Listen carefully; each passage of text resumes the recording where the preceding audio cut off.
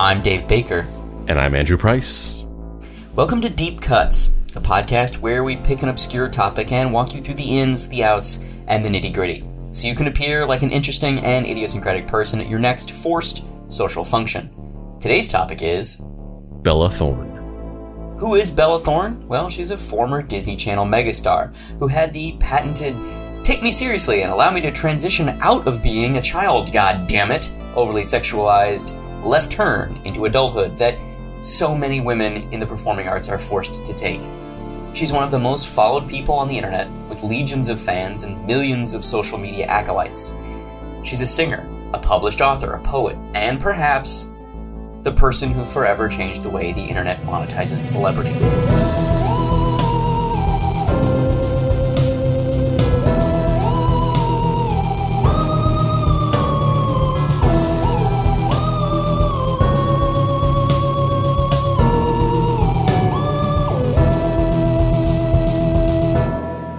Act 1. Speaking Spanish in the suburbs. One of the reasons that the American populace has so publicly struggled with a rapidly shifting America is because it's so directly reflected in a digital tapestry of our everyday existence. You can't put your head in the sand and ignore it. It will follow you from social platform to social platform, reminding you exactly what is happening. The country that currently exists and is occupied by millions of people is being reshaped and remade by a select few companies.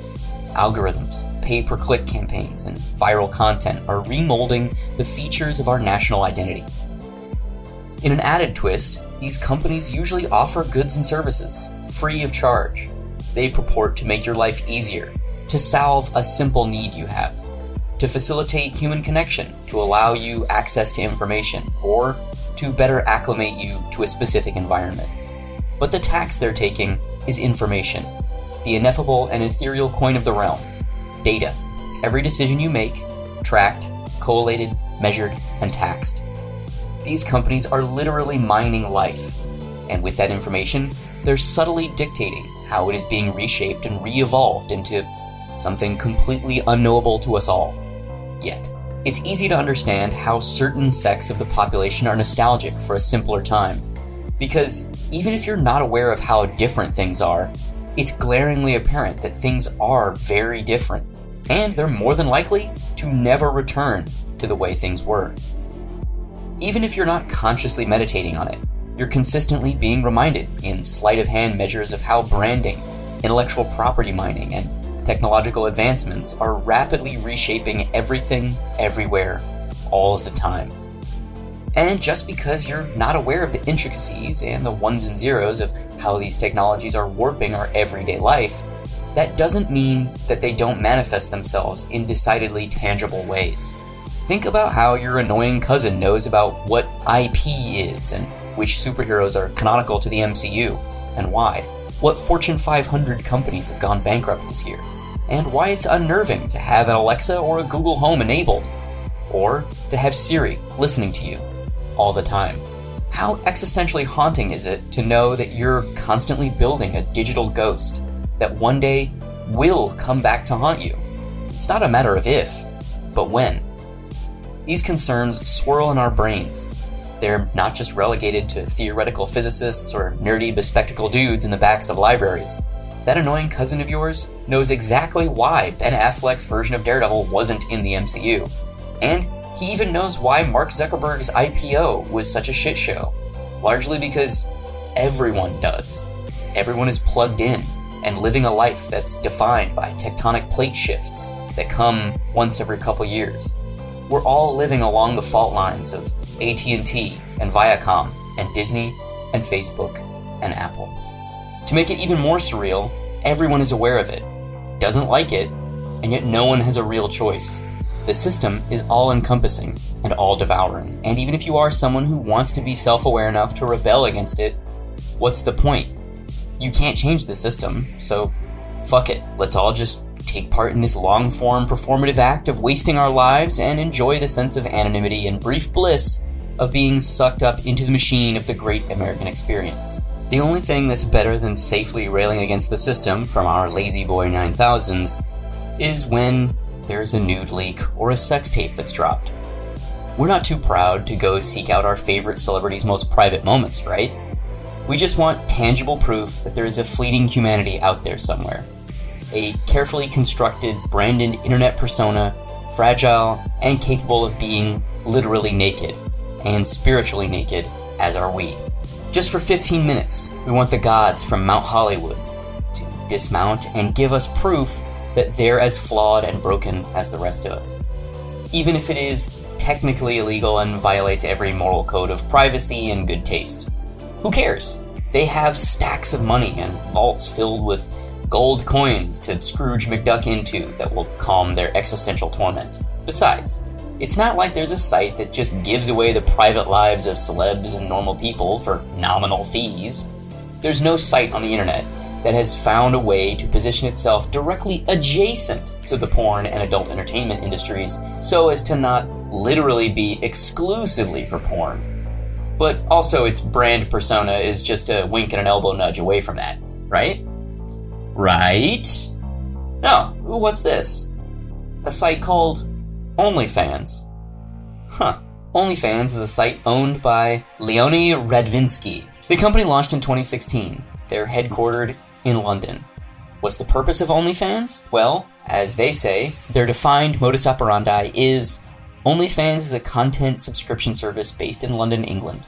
Content creators earn money for users who subscribe to their content.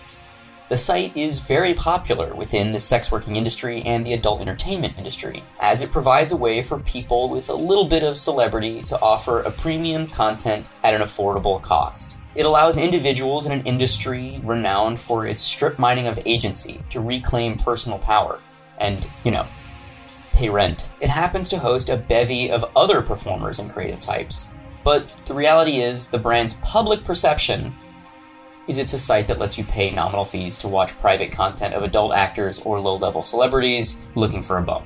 Think Selena Powell. And yeah, sex workers, which is cool. And messy-ass people, mostly like Selena Powell, which is less cool.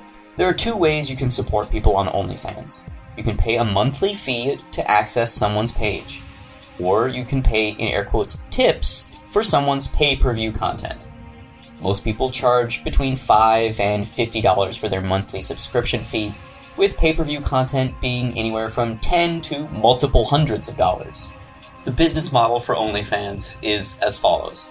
A subscriber, aka a fan, gives a monthly payment through OnlyFans for access to the previously mentioned adult content. What happens after that? The company pays 80% of the fees collected to the creator. It takes 20% as a servicing fee. OnlyFans started as a site in 2016. The site originally launched as a way for influencers to profit off the content they'd normally share for free. The site was owned originally by Phoenix International Limited, a company which very little is known about. In October of 2018, Leonid Radvinsky, the guy behind My Free Cams, another sex worker site, became owner of 75% of Phoenix International Limited. He took over as director of the company in November of 2018.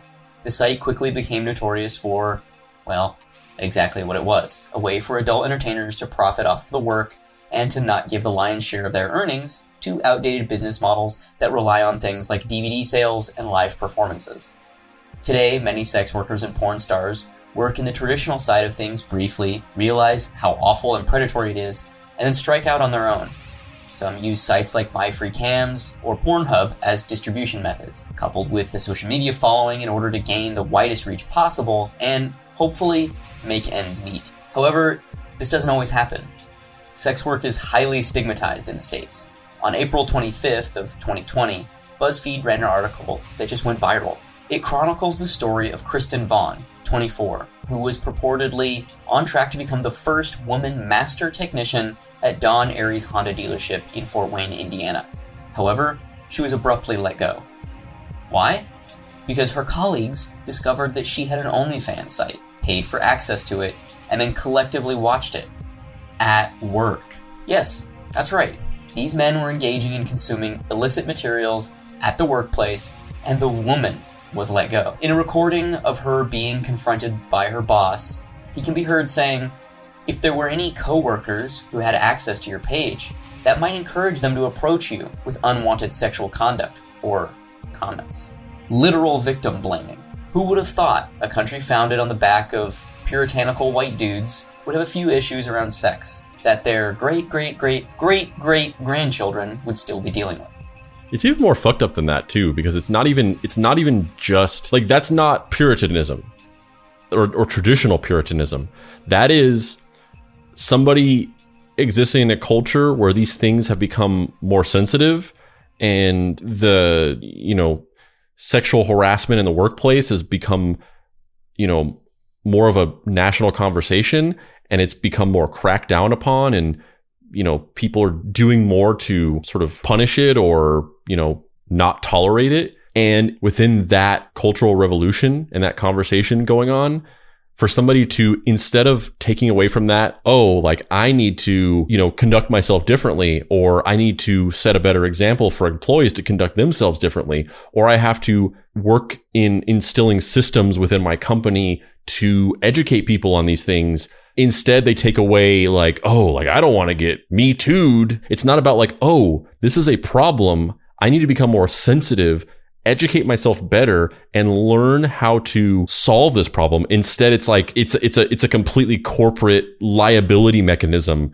in which you're just acting in your own best interest of not wanting to get in trouble. So, you would do something like this, which is it's the most efficient way to solve the problem. Just fire the girl. That in a lot of ways, to me, that's worse than just traditional fundamental sort of Puritanism. One nation under God who doesn't approve of doing dirty things, even though you have a biological imperative to do so that you can't help. So, just feel bad all the time and lash out at other people. It's cool. God would much rather have you be judgmental and small rather than understanding, not everyone lives according to your worldview. It's cool.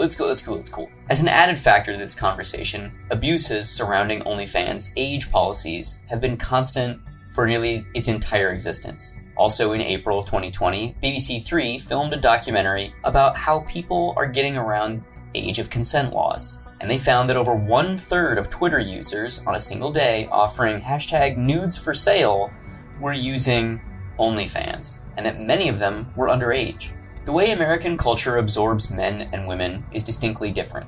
Men are expected to comport themselves with a traditional sense of masculinity, have a career, and theoretically just be a productive member of society. Those are the basics of what is expected. Nowhere in there is there any real emphasis placed on their physical appearance. Women? Decidedly the opposite. They are expected to be attractive, and then adhere to a long list of emotionally taxing expectations that 9 times out of 10 literally are unachievable. But their primary distinguishing attribute is their physical appearance. This is almost an unwinnable game. There was a neurological study done several years ago where they monitored brain function of people interacting with men and women, and when people interacted with and spoke to and observed men, the social communication area of the brain fired up. And when people interacted with women, even other women, the interacting with objects area of the brain fired. So fucked up. Yeah. That's so fucked. And that's just like that is at a deeply societal level. If it's everybody, if it's even women. Cast your mind back to the mid-2000s when Megan Fox, a stunningly beautiful woman who was smart, driven, had climbed her way all the way up Hollywood's pecking order at the young age of 22 or whatever, and was almost burned at the stake for having toe thumbs. Toe thumbs? That's what we're concerned about? The experience of an American woman is distinctly different from an American man. One filled with external forces telling you your body isn't good enough. An experience that, especially for those women who pursue careers in the public eye, is one that is constantly commodified and sold for sex appeal, which is something that Bella Thorne was reminded about her whole life.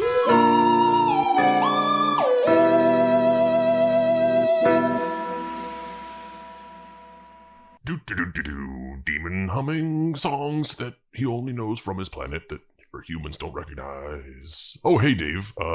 You by any chance happen to have any more of those, Picture box book things that you make or whatever? Hey, Hilsmer, you mean comics? Yeah, something like that. Well, I don't have any with me right now, but I do have 2 new comic book series that are starting up.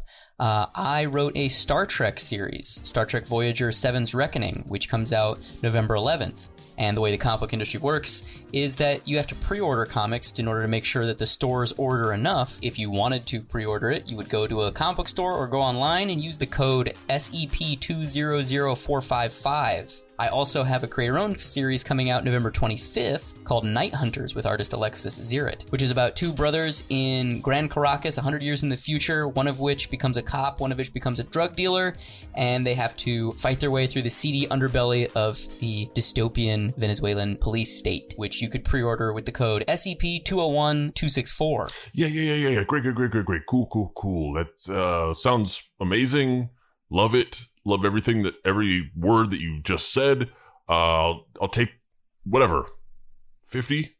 Really? Wow. I didn't know you read comics, Hilsmer. Oh, you're supposed to read them? There's a thing about space demons where when it's the summertime, we actually get very cold instead of hot. So I was actually just looking for some kind of kindling for the fire in the living room. Oh, that explains what that bonfire was. That was a sex thing.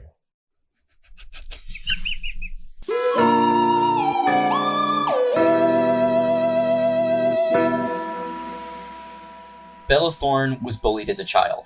She was small and quiet, and half Cuban and spoke Spanish, making her a target in the suburbs where she grew up.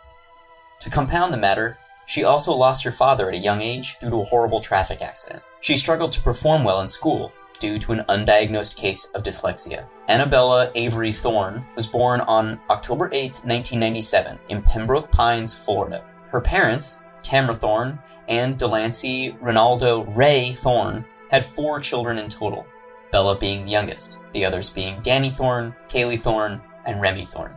They're all also actors. She and her 3 siblings were raised by a single mother after the untimely death of her father. She has said before that she originally started working as a child in order to support her family. There's a dark side to child acting, where parents live off of their children. This appears to be exactly what happened to Bella Thorne. She was diagnosed with dyslexia when she was in 1st grade. She was homeschooled after attending public school for being bullied. Thorne began her modeling career very young, like very, very young, like 6 months old young. She went on to appear in over 30 commercials, Neutrogena, Texas Instrument, and a bevy of others, including Guess Jeans, Tommy Hilfiger, and Ralph Lauren. She graced the covers of Teen Vogue, 17, Cosmo Girl, and Elle. Her first breakthrough film role came in Entourage, and then, in the OC, she played the younger version of Taylor Townsend. In 2007, she joined the cast of Dirty Sex Money in its 2nd season. This was her first major recurring role. In 2008, she starred in My Own Worst Enemy, a short-lived TV show starring Christian Slater and Taylor Lautner. It was quickly canceled. Canceled before I ever heard of it. Because I've literally never heard of that. I remember seeing the billboard, but that's about it. Like, I never watched it. Her star-making turn, though, came in the form of Cece Jones, a dancer with ambitions for a massive career in the Disney Channel show Shake It Up. This show co-starred Bella Thorne and Zendaya. It ran for a total of 3 seasons. Thorne has also had a successful music career, releasing 3 albums. Made in Japan, released in 2012, Jersey, released in 2014, and What Do You See Now, in 2020. From here, Bella segued into a career as a 20-something-year-old female lead. She starred in the Scream TV series Reboot and numerous other projects.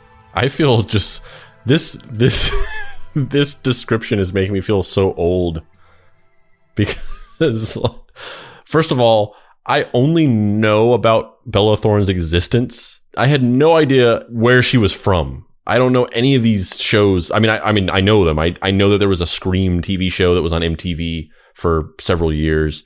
I literally never watched a single episode of it. I didn't know anybody who was on it, and I don't know any of these things. You weren't a Disney Channel fan, bro? Come on, bro. I mean, shake it up. Come on. I fell off at Camp Rock. That was my last hurrah. Yeah, I mean, I'd be lying if I said I knew most of these things too. I mean, I'm aware of maybe a little bit more than you, but not much. Like, I basically just knew, like, oh yeah, she was in that Disney show. I couldn't have told you the name though. Around this time, she started dating Greg Sulkin, approximately from 2015 to 2016. After they broke up, she came out as bisexual. Later, she began a polyamorous relationship with the musician Maud Sun and media personality Tana Mongeuk. Her 4th book was about to be released when she was blackmailed after her nudes were stolen by a hacker. Here is an ET piece about the fallout. I don't really want to be beaten down by a bunch of older women for my body. Bella Thorne in tears over Whoopi Goldberg's reaction to sharing her own nude photos online. You cannot be surprised that someone has hacked you, especially if you have stuff on your phone. I'm not gonna lie, I want to say that I feel pretty disgusting. I feel pretty disgusting, Whoopi, knowing everyone's seen, my On Tuesday's episode of The View, the talk show host admitted she isn't exactly on the former Disney star's side, while discussing Bella's decision to release nude photos of herself in order to take her power back after an alleged hacker got a hold of them. If you're famous, I don't care how old you are, you don't take nude pictures of yourself. Bella spoke out in a series of emotional Instagram stories Tuesday after the episode aired. Watching this interview made me feel really bad about myself, and I hope you're happy. I really do. I really hope you're so f***ing happy, because I can only imagine all of the kids who have their released and then they commit suicide. Once you take that picture, it goes into the cloud, and it's available to any hacker who wants it. And if you don't know that in 2019, that this is an issue, I'm sorry, your age you don't get to do that. Bella revealed she'd be canceling her scheduled interview with The View after Whoopi's shameful comments. In a lengthy statement posted on her IG stories, Bella wrote to Whoopi in part, "I'm offended for anyone out there who has ever taken a sexy photo. I'm offended for Jennifer Lawrence, who feels publicly raped. Your view on this matter is honestly awful."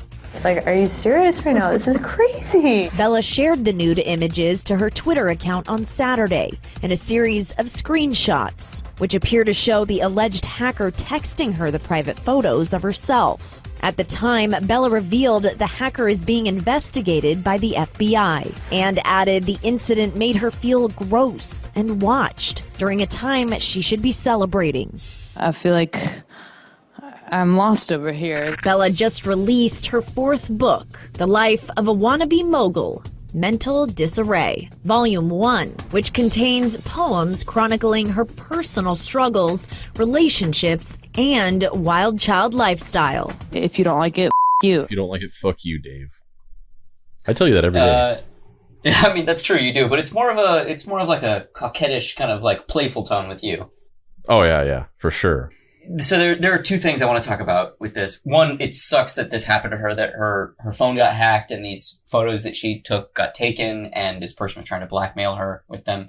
That's awful. It really, really sucks. There are some people who say that this never happened and that Bella Thorne staged this blackmailing. I personally don't really think that's true, but that is a thing that people have said. Is there any evidence for that? I think it's just people being upset that she's so famous, honestly. Yeah, because I mean, that just sounds like the conspiracy theory that anybody would make up for any of these things. Like, literally, anytime something happens to a celebrity, there are a group of people who believe something like this about it. Yeah, it really sucks, and it's super sad, and I wish that stuff like this didn't happen to people, because it's really frustrating when you want to have this private life and you just can't. And that sucks. And if fucking Bella Thorne wants to be able to take photos of her boobs and send it to somebody, fuck it. She should be able to do that without having every single human on Earth be able to see it. I understand the core emotion of what Whoopi Goldberg was saying, which is that, like, when you have a following the size of somebody like Bella Thorne, you have to be very cautious and you have to place pragmatism over everything, because there are people who are looking to get you. And, yeah, I mean, that's the core argument. It's pragmatism versus idealism, which is like you should be able to feel comfortable doing whatever you want in the privacy of your own home / technology, the privacy of your own hard drives, without the fear that somebody's going to hack you and leak your private photos, because, nobody would do that to a normal person, a non-celebrity, unless, a specific situation where like an ex-boyfriend is like trying to fuck with you or something. It would have to be a very specific thing. It wouldn't just be like a random stranger hacking you and hoping you have nude photos or whatever. So you've opened yourself up to this scrutiny, and that's really psychologically traumatizing. it's a specific part of a bigger narrative, which is just the idea of celebrity in general and the good that comes with it, along with the bad, which is like, you know, once you get to a certain level of celebrity, it's just like you can't walk outside anymore. You can't go to a store. It's an experience which we cannot really fathom what that feels like. And I think a lot of people want to sort of cast judgments on that and be like, oh, that's what they signed up for whenever they became a celebrity. And they have so much money that they don't need to care about things like that. But you'll never be able to understand how it feels. And I'm not even saying that in any kind of charged way. I'm not saying that like it's incredibly hard for them and it's just as bad or worse as any of the problems that normal people face. But I'm also not saying that it's not that. I'm saying that we cannot understand. We just are not in a place in our lives to put ourselves in those shoes and experience that subjectively. Especially when there's somebody who has the amount of attention that is heaped on someone like Bella Thorne, who we're going to get to in a second, but who basically, you know, she transitions out of being a child star into this more adult form of celebrity by doing the playbook that everybody in her position does. That everyone still, for some reason, is like, oh my goodness, I can't believe that you're being sexual in public. Like, what? Yeah. What? Basically, the other side of the argument, Whoopi's argument, is the side of like, yeah, that's all well and fine, but that's not how the world is. So considering the fact that there will be someone that's going to hack you and you just can't do anything about that, you should probably take these measures that you wouldn't normally have to take if you weren't a celebrity. Yeah, it's like you said, it's I see both sides of the argument, but it's really hard to side with one or the other. I mean, I err on the side of philosophically, and morally and ethically, I err on the side of the idealist argument. But it's hard to discount the pragmatic argument, but it's also hard to side with the pragmatic argument because even though it is very realistic, it inherently puts responsibility on a victim. It's hard to side with that. The other part of this I want to briefly discuss is Bella Thorne's writing career, and also specifically the title of the book that was released during this whole thing. That's one of the reasons that people think it was blackmail, or that it was a setup, it was kayfabe, is because she was releasing a book when this all happened. Which, is there a world where this stuff was happening to her and she didn't acknowledge it and then the book came out and then she acknowledged it? Maybe.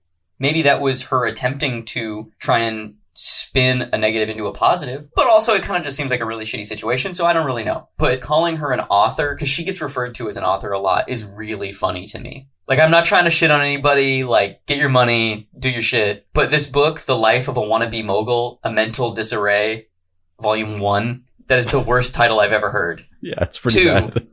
She wrote it in 2 weeks. She wrote it in 2 weeks. And all her books are like that. She like writes stuff out by hand in little journals. And they're like, I mean, look, I haven't read these poems. Maybe these poems are amazing. And I'm just being really shitty and judging a book by its cover.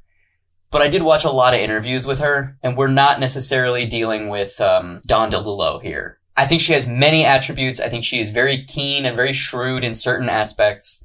And I don't think that you get to be where she is without being somebody who's super driven and has a deep well of strength. Do I think that she's going to single-handedly rebirth the poetry medium? And also, of course, they're poems. Of course, they're poems. Yeah, I mean, I might be going out on a limb and I might anger some people, but there are 3 types of people, or there are 3 professions or whatever, jobs or whatever you would call it, that I am extremely dubious of. And it's... Wait, let me guess. I'm going to guess you're going to say rocket tester, like spaceship rocket tester guys, alligator catchers, and the people who make the double cheeseburgers at McDonald's. I think you're very skeptical of them. I think you don't trust them. Yeah, because I think that it's all one person, and the burgers are actually just the fucking alligators, and they're not telling us. We're eating. And they cook them using giant rocket exhaust. We're eating alligator burgers fried in rocket fuel, and nobody's telling us. Wake up, sheeple! Wake up!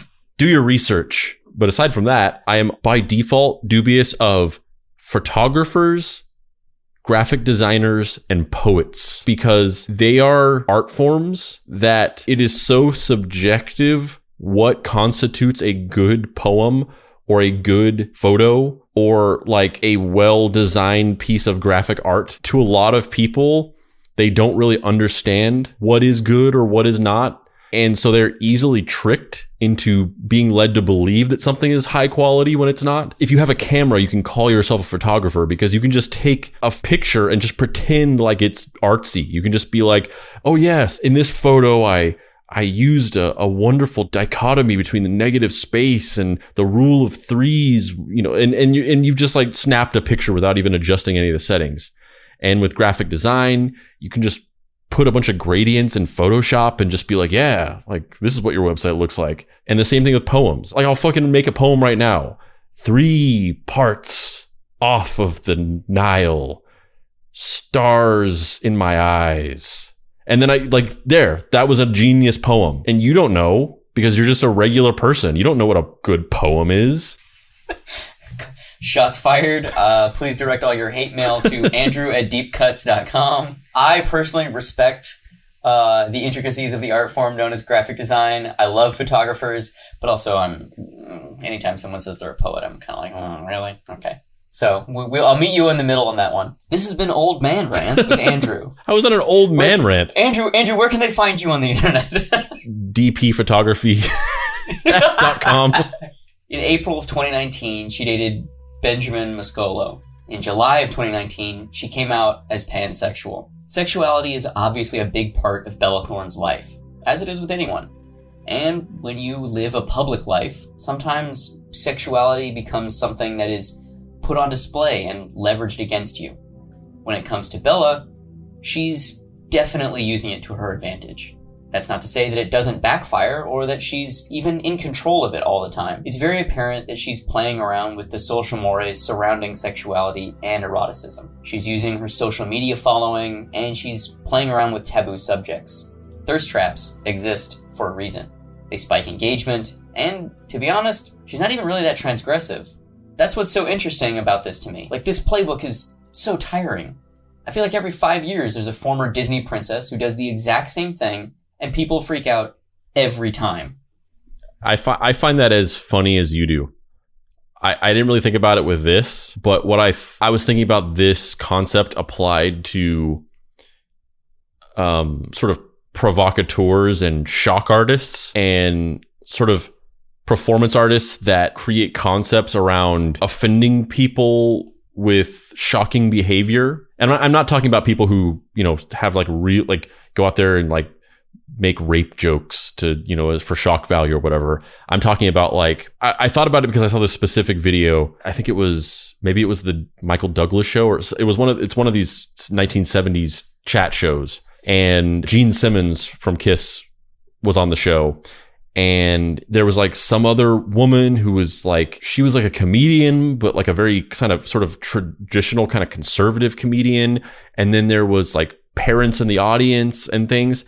And so Gene Simmons comes out and he's he's in his kabuki character makeup and stuff. And later on, even before they unmasked themselves in the late 80s, even before that, at a certain point in kind of the early 80s, they kind of dropped their characters and they kind of became more regular people. They still wore the makeup and they still never showed their real faces, but they more or less just kind of dropped the characters and just kind of were themselves, an exaggerated version of themselves, but they just were kind of guys. But in the early days of Kiss, they were characters, and their whole concept was just performance shock art, where they would just go, on interview shows, and, Gene Simmons is he goes on and he's just sitting there and looking around and sticking out his tongue at people. And then, they'd ask him questions. They'd be like, oh, what does your music sound like? And he'd be like, it sounds like pure evil, and just stuff like that. And there's audible gasps in the audience, and the woman next to him is literally clutching her pearls and just, rolling her eyes and shaking her head. And then she says some kind of comeback to him about how he has no morals or whatever. I find it so funny because these people over and over again throughout the decades, they keep getting fooled by people doing improv all he's doing is he's trying to just say weird, off-putting shit. He has a character, and his goal is, I'm going to go out there and I'm just going to make people freaked out. And then he goes out there and he's just ad-libbing weird stuff. There's no meaning behind it. He's not secretly a satanic sleeper agent trying to corrupt our children. He's just a guy who thinks it's funny and then also crafted a career off of going out on stage and like saying weird shit that offends people. And they fall for it. And it's so funny to me because I sit there and I'm seeing this Jewish theater geek just being like, I love the devil. And everyone's like, he actually loves the devil.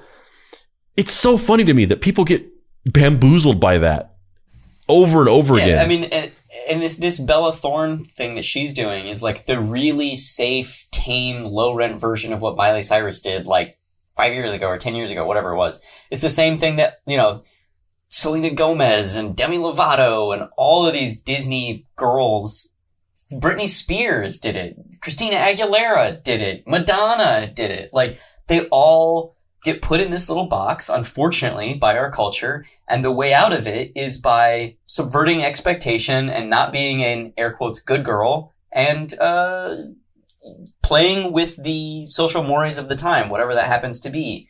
And it's really silly that every time the mainstream American culture is just like, but she was such a good girl. Like, she's doing this to get a rise. Like, this is calculated. Yeah. This is a very specific, calculated thing that these people are doing in order to ensure that their career will be around. Because if they played it safe, they would be ignored and become irrelevant. It's just, it's not rocket science. And I do think it's kind of, I do find it interesting, the strategy of it though, even if it's just the same tired playbook over and over again. I mean, I put the mockery solely on the receiver of like, how do you keep getting fooled about this over and over again? But I'm intrigued by the strategy of it, where it's essentially like ripping off a Band-Aid. I have this reputation that's been sort of thrust upon me that I did not choose. I've been baptized in it by being on this Disney Channel show and the strict rules that they have around what you can do when you are on one of their shows. And it cauterizes you in place. It's like, this is what you are. And people are going to view you like this forever. If you lived your normal life like that, like say, Dave Baker was on the hit mid-2000s Disney Channel show Bacon and Legs. And it was like, are you legs? Are you legs? I'm legs. Because it's you in the show you play Dave Bacon, and then my name is Dave Bacon like even shorter than me. He's like 2 feet tall, and so the camera never shows the rest of your body. It's only like kneecaps down for you. Exactly. That's why. And my name is Joshua Legs, and you only ever see my legs.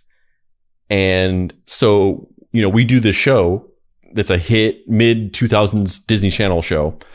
And because of being on the show, we have this squeaky clean public persona where we're viewed as these like young, very moral, sometimes even like explicitly Christian teenagers. So say that happened, and then say you went on and just lived your life as normal. You didn't go to any kind of extremes. You didn't act out in any way. You just tried to live your normal, well-adjusted life. Anytime you made the slightest misstep, it would be a huge controversy because you would be operating in this zone.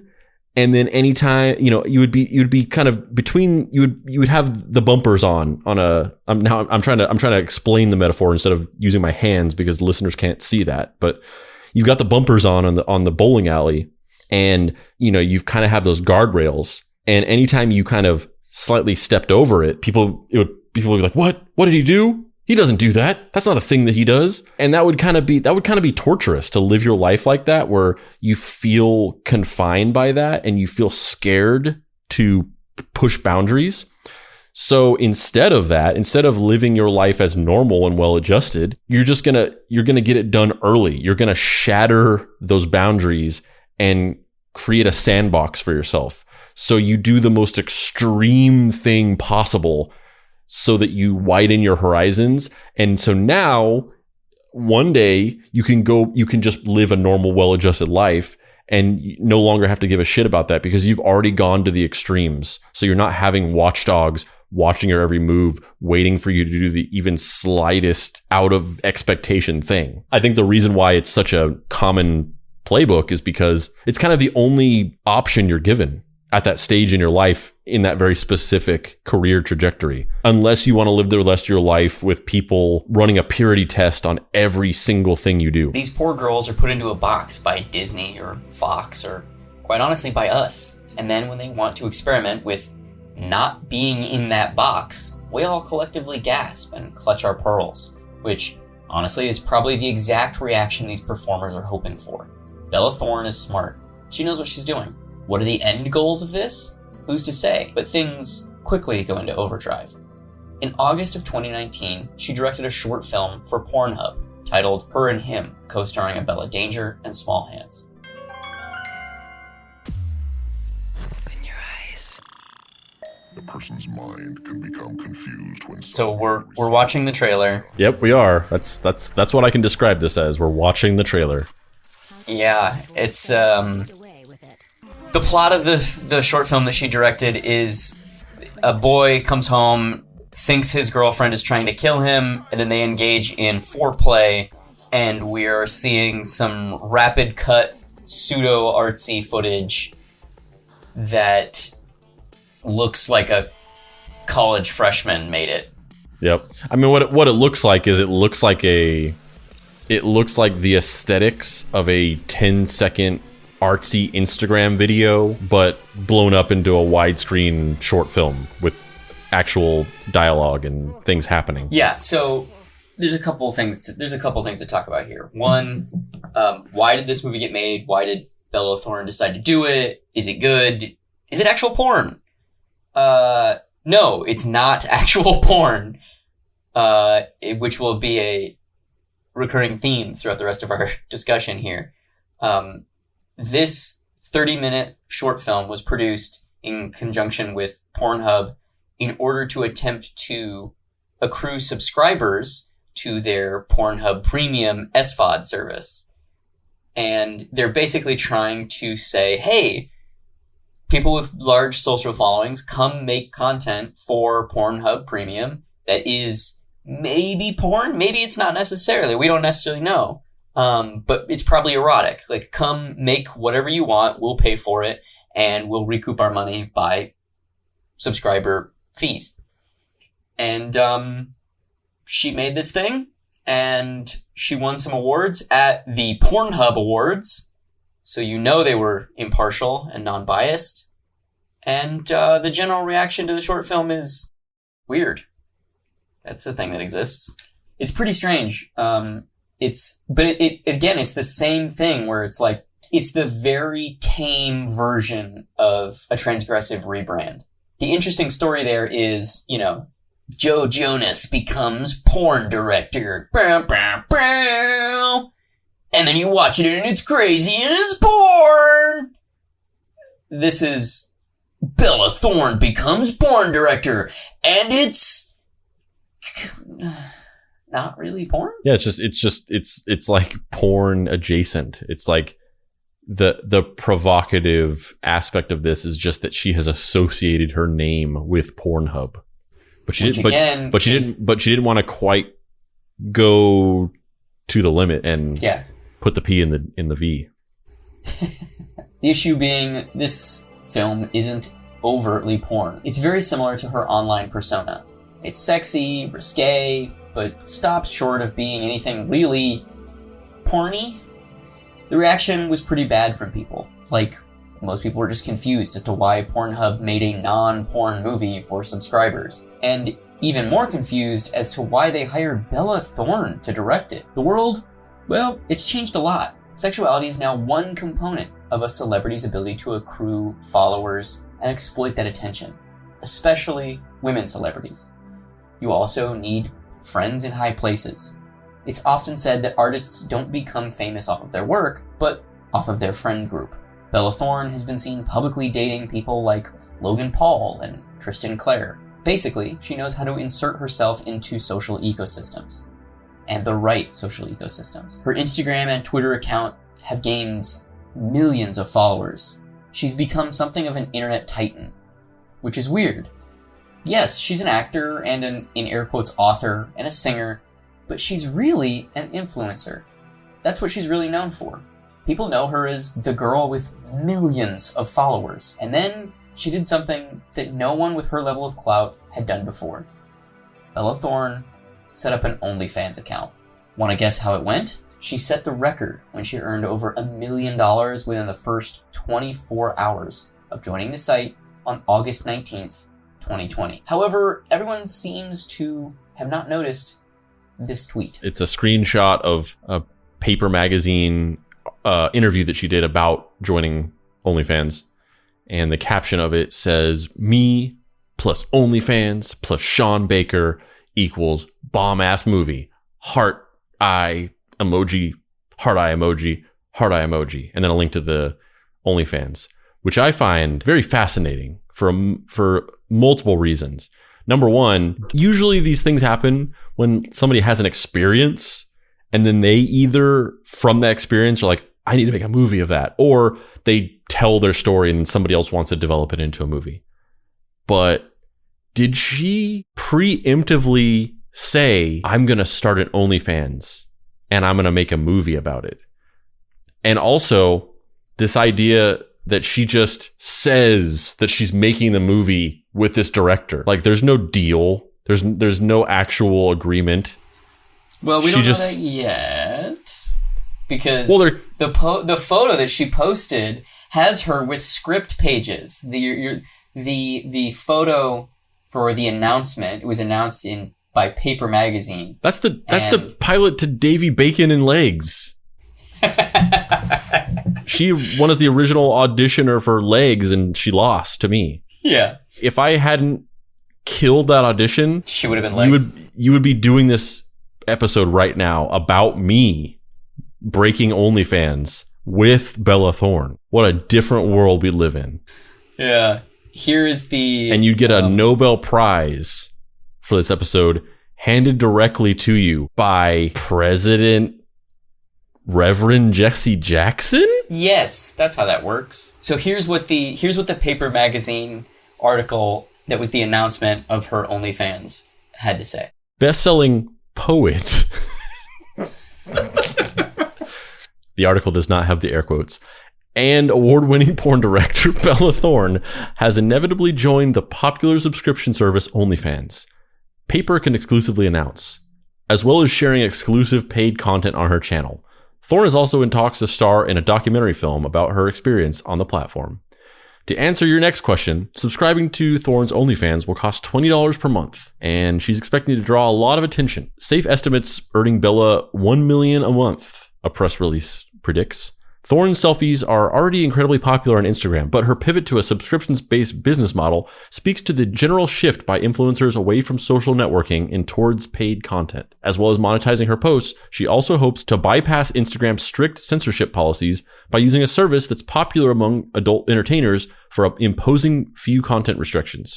OnlyFans is the first platform where I can fully control my image without censorship, without judgment, and without being bullied online for being me, she tells Paper. She also told us a little more about her upcoming movie, to be directed by Sean Baker, known for Tangerine and The Florida Project. She's a huge fan of Baker's work and says that she shares the same vision of the movie being a conversation starter for many important topics. Thorne, who famously leaked her own nudes when threatened by a hacker, is a strong advocate for women owning their sexuality, as well as their financial freedom. A self-confessed wannabe mogul, it's no surprise that she's turning to OnlyFans, which is currently peaking in popularity thanks to a shout-out in Megan Thee Stallion and Beyonce's Savage remix, and has supposedly netted its creators more than $725 million in profits so far. Whether she plans to share bikini pics or selfies or poems, we're in, except if it's poems. Subscribe to Bella Thorne on OnlyFans right here. One of the things that we kind of haven't talked about as much yet is, so her general internet persona is exactly what you think it is.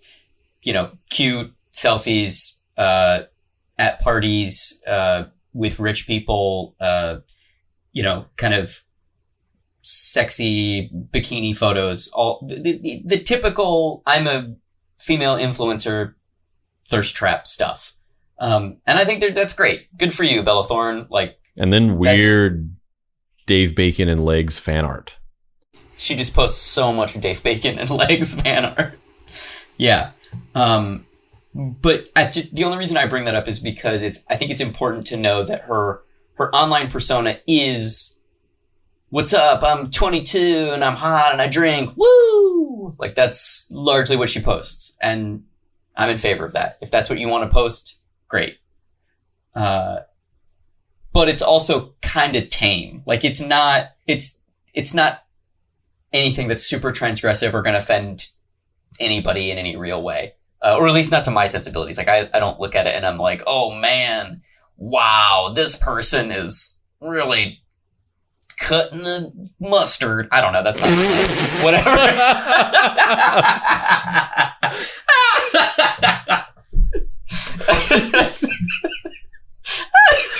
Oh man, did you see the hardcore gay porno that Taylor Lautner directed? It cuts the mustard. Man, he's really cutting that mustard. Did you see the Dave Bacon and legs porn parody? It cuts the Dijon mustard. It cuts the mustard. That's so stupid. What does that even mean? Wait, isn't cut the mustard? Isn't that like slang for farting? Cut the mustard is like it doesn't pass like. No, isn't that it's past like, muster? Isn't that past muster?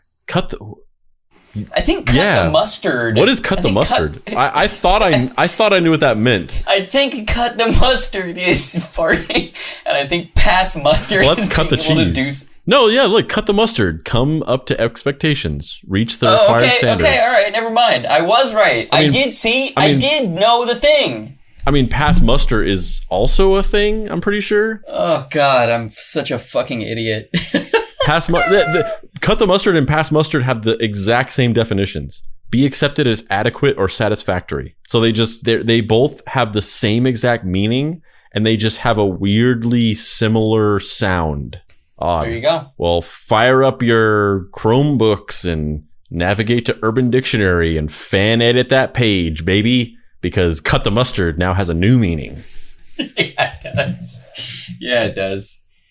So yeah, her content is pretty, tame. Good for her. I'm excited that she's making whatever she wants to make or whatever. I don't really care, but I'm just putting it in context of it's not particularly transgressive.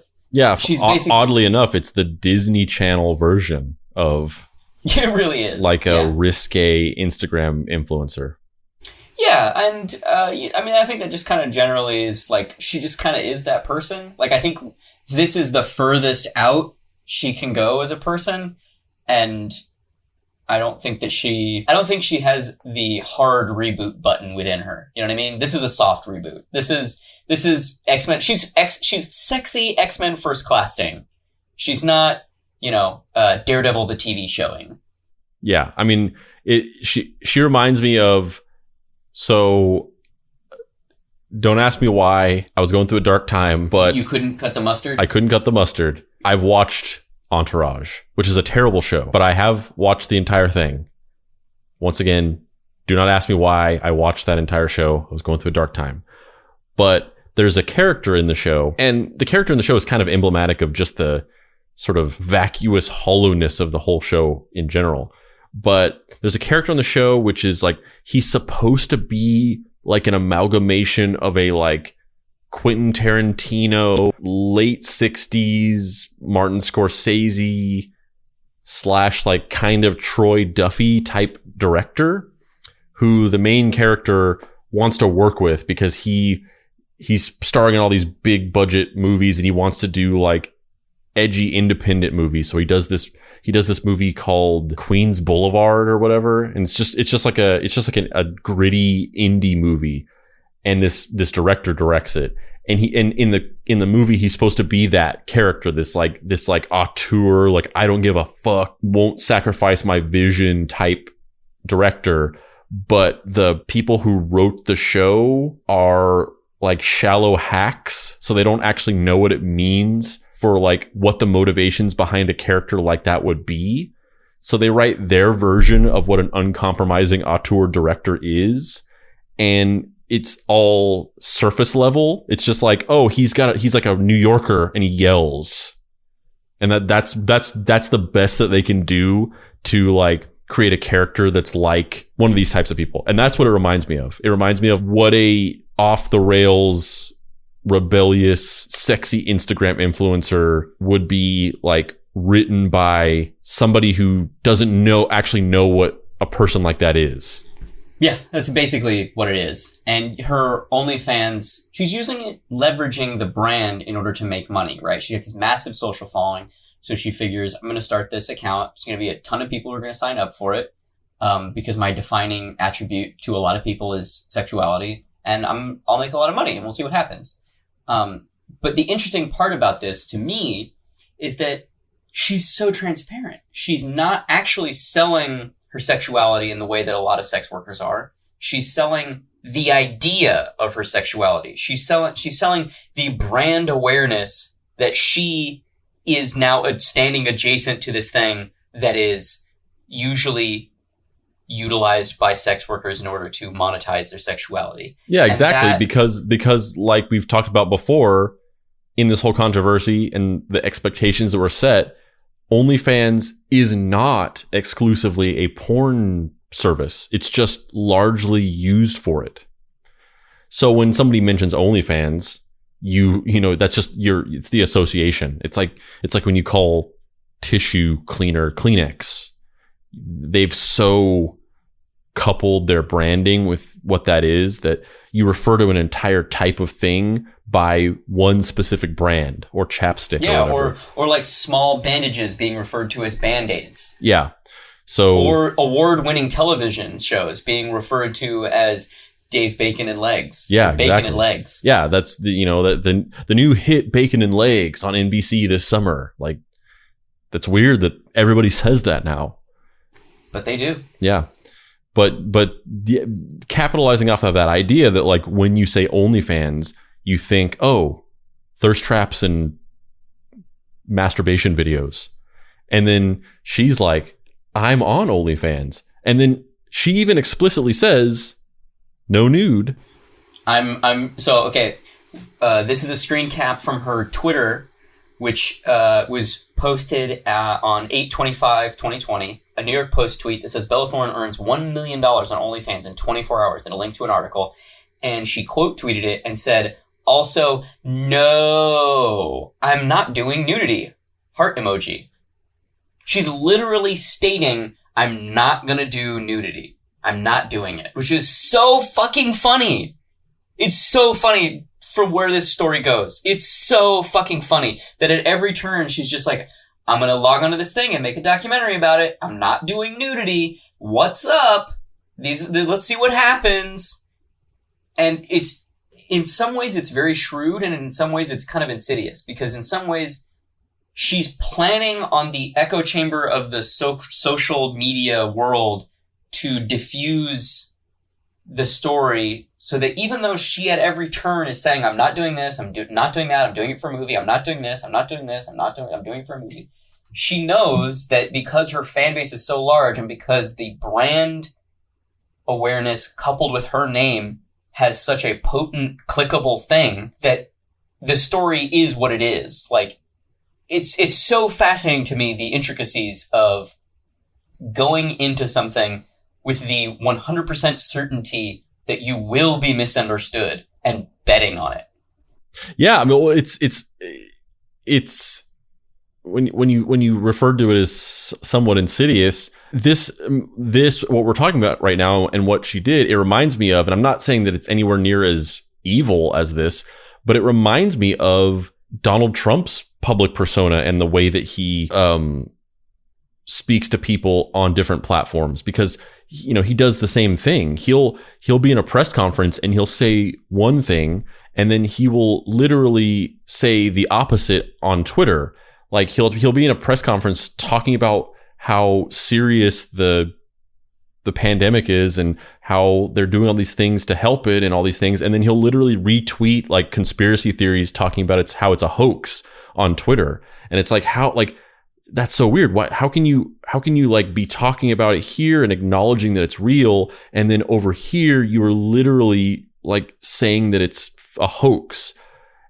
And the reason for that is because these specific moments are not important. The important thing is the overall brand, and he just needs to say what he needs to say in the moment on the platform that he needs to say it. And it doesn't matter if they're contradictory or if one thing is the direct opposite of another thing, because he captures that audience in the moment in that space, and then he accomplishes what he wants to accomplish there. He does the same thing over here, and those specific moments die and are lost, like tears and rain, which you think that they wouldn't be, because it's all immortalized on social media. You'd think that it would be the opposite. You'd think that it'd be like, oh, we can go back and show you proof. We have the receipts, but people don't care about it. Once it's done, it just disappears into the amorphous blob of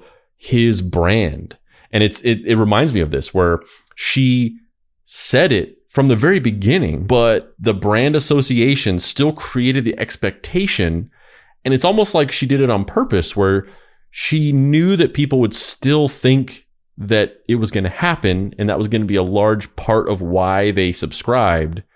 But at the end of the day, when she didn't do that and people were disappointed or cried trickery, she could be like, I said that I wasn't doing it before I even made the page. Bella Thorne was leveraging the public's deep-rooted understanding of branding of OnlyFans to drain monetary value out of what we collectively deem as celebrity. There are harsh lines surrounding all of these issues, lines that are emphasized and delineated largely with technological advances made by companies that leverage public interest and attention for their own purposes. In many ways, the behavior of people that are involved in this ecosystem is decidedly similar to the beginnings of fan culture and how it branded itself. Tribalism, nativism, rawly pure emotion, and a yearning for the stand-in Mary Sue do-gooder. Once relegated to the dark corners of the internet with an emphasis on appealing to people with outsider complexes, it's now evolved into the way that we conduct elections and vote for political office, or which store we shop at, or which celebrities we like and what type of jeans we buy.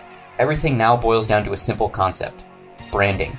How dare you tell me that my insert corporately controlled lobbyist-backed person with a $500 haircut is not actively working for my best interest?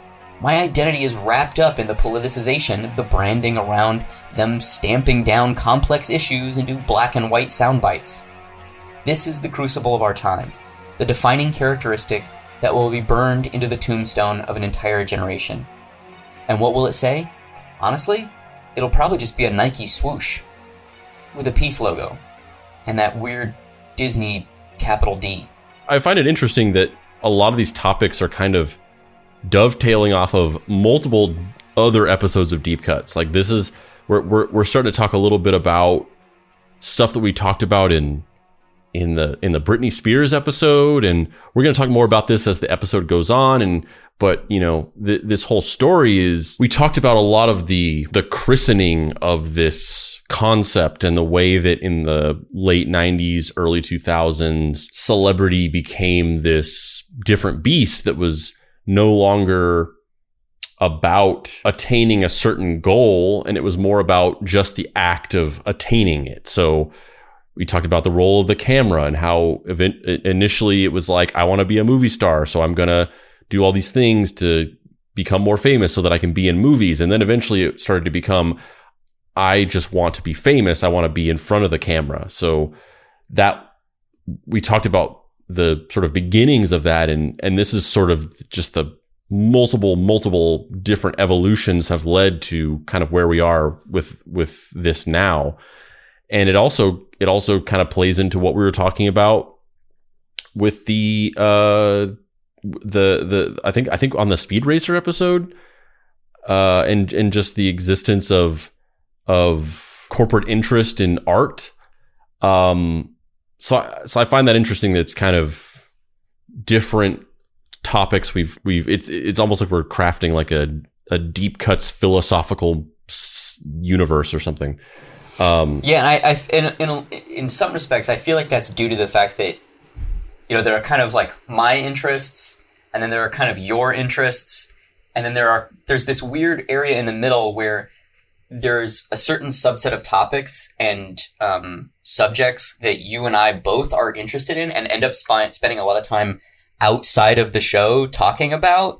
And those conversations start these DNA strands of like, we just were talking about whatever we were talking about. And then at the end of the conversation, we independently both went away and were like, I think this frustration with like the digital, you know, codification of life is going to spark an episode about this. Like, I want to write about that. And you might take it and be like, oh yeah, when we were talking about kind of how everybody got objectified hardcore to a level that was never done before in the early 2000s, I'm going to write about Britney Spears or whatever the specific subject is. Like, you know, there's definitely certain, and I think it's pretty apparent to regular listeners which areas I'm interested in very specifically and which areas you're interested in specifically. And then where the middle common, like, it's almost like there's like Dandrew, which is like the kind of like this other thing that your interest and my interest together spark.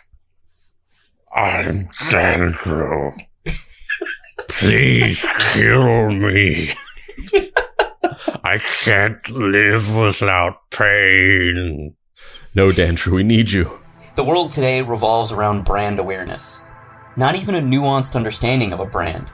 Literally just being aware of a thing. The emotional equivalent of hearing someone whisper in another room. Every social media startup and would-be SVOD is attempting to make their claim, but the reality is that it almost doesn't matter if they win or lose their respective battles, because it's ultimately branding as a concept that has won.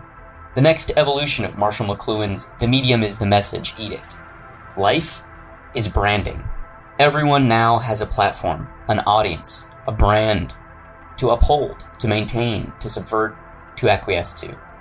Individuals, companies, babies, fictional characters, they all have brands. The most damning element of the way the world works now is that we've all collectively agreed that we don't want to pay for anything on the internet. So we've opted for selling little pieces of ourselves over and over and over again. We've opted to jack ourselves into a system where there is no winning. We've all deconstructed ourselves into a key branding opportunity. I feel like the most stark example of this, and I'm sure you've read about this, but the fact that Herman Cain just kept tweeting after he died, and I saw a tweet from somebody else, which I don't remember who the person was, but the tweet was, "I can't believe we still have to keep tweeting after we die." Yeah, it's dark. Yeah, and not only that, but the fact that he died of coronavirus and his Twitter page is still actively posting like misinformation about coronavirus not being a big deal or being a hoax or being blown out of proportion. Like that is the level to which the idea of branding has completely dominated every aspect of culture, to the point where not only does it no longer matter whether you're alive or not, but also the actual details and facts about your life no longer matter to what you represent as a brand. You can simultaneously die of COVID-19 and also still be an influencer posting COVID-19 misinformation. And there are people that use that as a data point. There are people that are like, Herman Cain was ride or die, man. Even from beyond the grave, he believed in something. He was like, yeah, COVID-19 isn't fucking real. Even though the facts of the situation are, it fucking killed him. But like, that's literally used as a rallying cry for a certain sect of person, which is just... And it's because of that. It's because of that separation. He is a brand, and the context of his death or the details of his death no longer matter. It's so depressing. It used to be that there were large mechanisms that both generated celebrity, defined it, and commodified it. But now, there are a myriad of ways for people to exploit their perceived social currency. OnlyFans just happens to be one of the ways you can do it. Patreon, Kickstarter, Indiegogo, they all provide a mechanism for people to leverage attention into dollars. That's all Bella Thorne was shrewdly doing. Then, if that wasn't enough money, Bella Thorne posted a pay-per-view piece of content promising to be nudes, and was charging $200 in tips in order to see it. Up until this point, I've personally been on her side, but we're about to cross the Rubicon. It wasn't actually nude at all. Instead, it was a lingerie-clad photo of herself. That's pretty shitty, honestly. But also, is it surprising? No. Everything else she did on the site was like this. It's walking right up to the line, and then being like, nah, I'm good, and not crossing it. She literally tweeted, I'm not doing nudity, heart emoji. And then, she just blatantly misled people. It's weird. Who the fuck would pay $200 for a digital lingerie photo? Not me. Of anybody. I would pay it of you. I don't even have a comeback for that. I'm just smiling a mile-wide smile. I don't even have a witty thing to say back to that. Incidentally, my OnlyFans will go live tomorrow at 12 p.m. And it'll be one photo.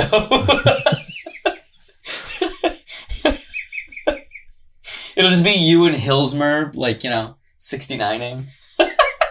Don't pay if you're not Dave. If you're not Dave, you're not paid. Actually, that was the reason why I quit Dave Bacon and Legs, is because that was actually the show's motto. That's true. And eventually, you were doing it on a volunteer basis. You had an internship. Yeah. Mm-hmm. Is it fair? No. Is it cool? No. Is it something a super entitled rich person might do? Maybe. Is it surprising? Hell no. Not at all. Well, the initial tidal wave of attention that caused the largest single-day record on OnlyFans, $1 million on day one, $2 million by the end of the week. All from this single photograph. And then people started to wake up. They realized that they were being had. They began clamoring for refunds, which changed OnlyFans forever.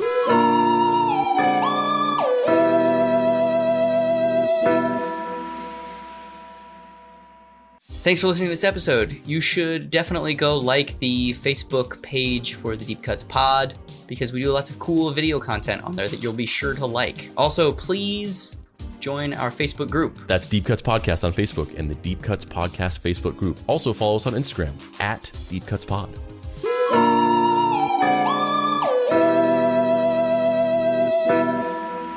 Act 3.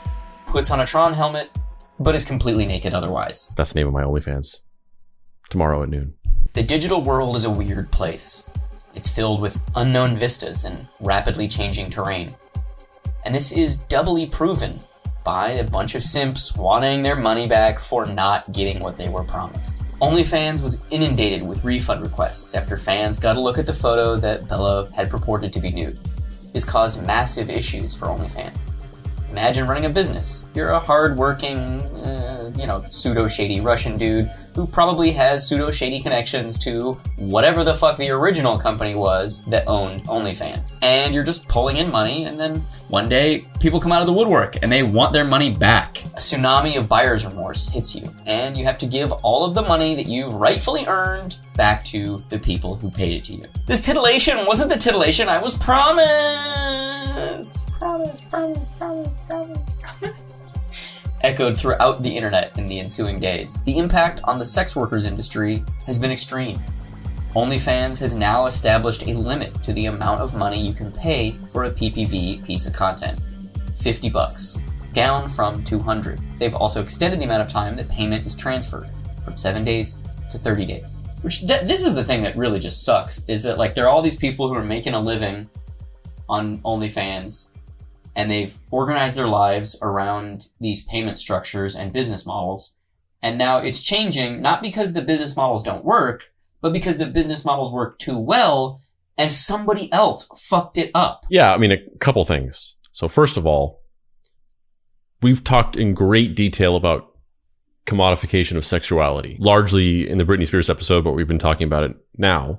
And what more extreme personification of that of commodifying your own sexuality could there be than your sexuality literally disabling an entire economic system?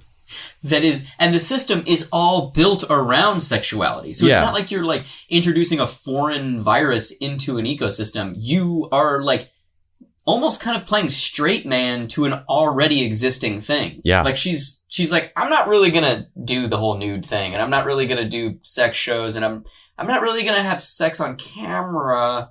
I'm kind of just gonna be my normal self, but adjacent to a sex industry. It's kind of, honestly, you know what it is?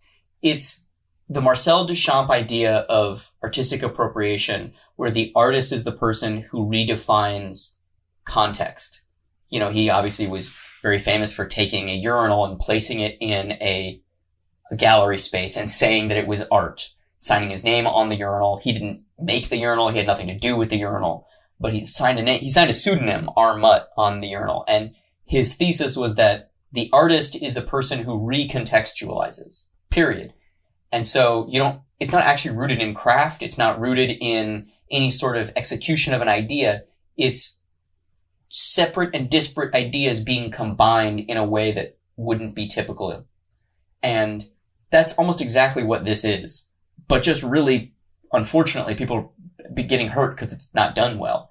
Where she's almost kind of like using her physical body and recontextualizing her body and her normal internet persona against a theoretically lower class, dirty brand. And that brand, it's almost kind of like slumming it. It's like the song, Common People, but for sexuality, where she's kind of just like, I'm going to like see what it's like to be a poor sex worker for a minute, but I'm not actually going to do the sex work, and I'm not going to give up any of my money. Yeah. It's similar to the conversation around actors portraying certain types of people that we talked about in the Jared Leto episode, and the idea of like, somebody like Jared Leto being like, I'm going to live in the skin of a transgender person for 3 months, and then I'm going to go back to my regular life when this movie's over and just be Jared Leto again and go back to my cult. Thank God he has that cult. He'd be so lonely without that cult. Yeah, I mean, especially during a pandemic. But the other thing, and I think this is kind of gonna be kind of the thesis of the rest of this episode that we're talking about. But the other thing about this is not just OnlyFans. I think people are, as we're going to talk about, people are really critical of this idea of a privileged celebrity kind of coming in and just cosplaying or pretending to be a sex worker for a couple days and kind of fucking over a bunch of people's lives. But, this happens in all aspects of art, like Kickstarter or even podcasts as an art form. Podcasts started out as a way for independent creators to distribute their voice and get it heard by an audience without the backing of a major distributor or having any kind of distribution platform or having any kind of representation or having any kind of deal. And Kickstarter, something like Kickstarter is supposed to be a way for independent creators to fund their ideas directly from the people who want the idea without having to go through a traditional studio or incubator system. And they start out like this and they go on for a while. And then eventually you get to a place where now every fucking celebrity has a podcast. And they've completely choked out all of the independent podcasts. And now people don't care as much about them anymore. And now it's like, oh, this podcast doesn't have Rob Lowe hosting it. I don't care about this. And it's like, come on, guys. Like, you had movies. Like, you had movies. Let us do this. What are you doing? You had movies. Why do you have to come take this too? And then Kickstarter is like, Zach Braff, you're using Kickstarter to make a movie and then you get the rest of the money from the Warner Brothers? Like, why? You already had a different thing. Why are you doing this too and taking away money from other independent filmmakers? It's like, why? Why do you have to take this too? I agree.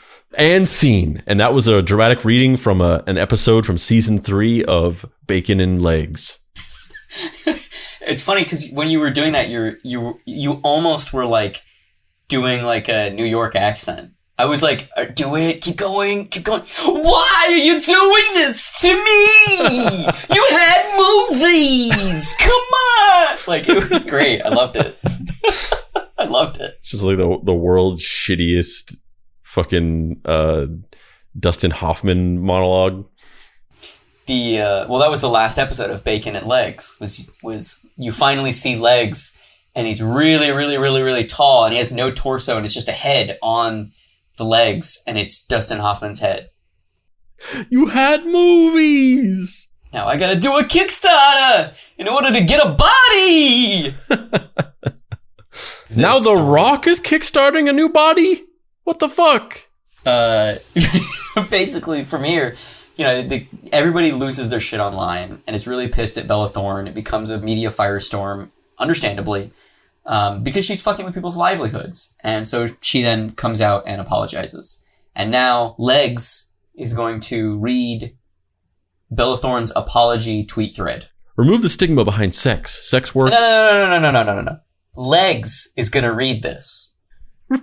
Remove the stigma behind sex work, and the negativity that surrounds the word sex itself by bringing a mainstream face to it. That's what I was trying to do, to help bring more faces to the site, to create more revenue for content creators on the site.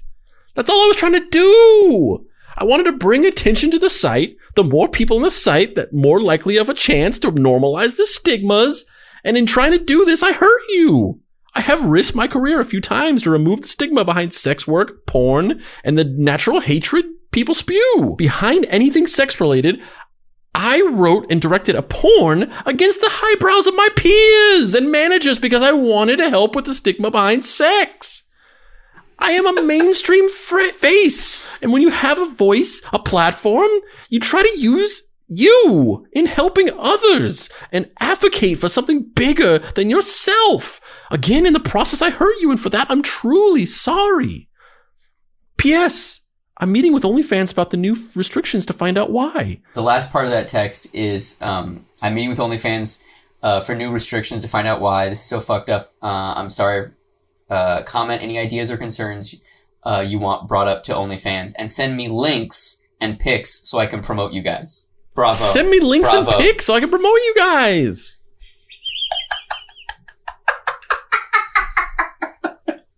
That's so stupid. I love that you read that all as Legs. So it'll get no response like my Hitchcock. Hitchcock. Yeah. I liked the Hitchcock impression. I thought it was great. Look, they can't all be winners, all right? She does this Twitter thread, which is all about, trying to strangely paint herself as a victim, which is interesting. And then also, says, I wrote and directed a porn. Did you though? You wrote and directed a thing that was paid for by Pornhub, but that's not porn. Like, I'm sorry.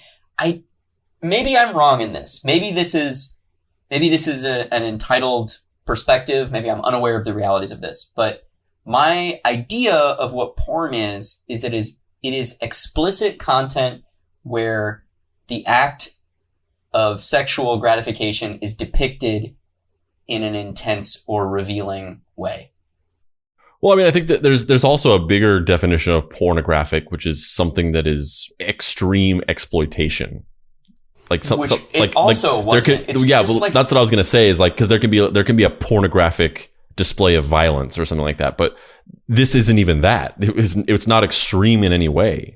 And the colloquial meaning behind I wrote and directed a porn is specifically explicit depictions of the act of procreation and or sexual gratification. Which, I'm sorry, Bella, but your movie's not that. I'm curious though. I'm curious what you think about what she says though. Aside from that, like aside from the fact that obviously she's kind of trying to turn things around a little bit on her to sort of make herself the victim in a way. I think that's clearly sort of what she's doing. She's trying to do damage control and shift the narrative a little bit. But that aside, or that in mind, these things don't necessarily need to be mutually exclusive. But what do you think about the thing she says where she says that at various times in her career, she has done these things that were at great risk to her career in order to try to move the boundary a little bit further on removing the stigma of sexuality or sex work or porn. Like, what do you think that is in any way authentic, or did she really just make that up as an excuse to try to get herself out of trouble? Because one read of this is that she just is saying this to try to do damage control. But if that is true, and if she genuinely has tried to do that, I find that very interesting. I find it very interesting, this concept that she's like made it a mission in her life to like fall on landmines at strategic points for the greater good of pushing a conversation forward. I find that very fascinating, if indeed that is something that she has actually tried to do with her career. I think to a certain degree that's accurate. I think she does try and do that, but I don't think it's benevolent. I think that the advancement of those conversations can be had while simultaneously someone can be reshaping their image to be somewhat risque. And I think both of those things can happen simultaneously. I think that the person, Bella Thorne, probably does really not want other people to experience whatever hurt, body shame, sex shame that she's had inflicted on her being a former Disney person. I think absolutely that person has a sense of empathy and wants to make the world a better place. I think she's also 22, and I don't think that she's necessarily in control of all of those faculties all of the time, because who would be when they're 20-2? So I think part of these conversations is I want to be seen and I want to be lusted after, like anybody wants to be appreciated for being a beautiful person. And it's a completely understandable impulse to want that gratification, those dopamine hits of all the likes and comments. And I think it also is somebody who is very aware of the rebranding of their public persona that this enables them to do. So I think it's all 3, 4, whatever those things I said, all at once. It's happening simultaneously in a weird cocktail of benefits and negatives. I find the concept very fascinating if there's any level of earnesty to it, because it kind of reminds me, there's a lot of stories that it kind of reminds me of, that we talk about it, this idea of dedicating yourself to an edict, absolutely, and sometimes to great personal sacrifice. We've talked about stories like that, but another one like that kind of just popped into mind is the producer Steve Albini, who was a record producer all throughout the sort of like late 80s and 90s. He produced a bunch of albums from like the early 90s grunge era. So he produced like the Pixies, the Jesus Lizard, hundreds of albums, and tons of classic albums from huge bands. And he went on to kind of do okay for himself. He ended up, he formed a band called Big Black that has done well enough, and he sort of carved out a name for himself as a musician. But, in terms of his producing, his whole thing was he didn't believe that producers and engineers had any creative claim over music. He saw himself as basically like a blue collar worker. And so therefore he didn't think that he was owed any royalties from the albums that he produced. He thought like the band makes the music. That's all them. All I've done is just recorded them. And basically what he thought was the purest experience of hearing music is seeing the band play live. And all I'm doing is trying to replicate that on a CD. So I have no claim over the creative ownership of this music. And so therefore I take a commission payment for doing this job. And that's the end of my involvement. I don't get any percentage of royalties for having produced this because I had nothing to do with why this record is selling. All I did was facilitate this music being delivered to people in their homes.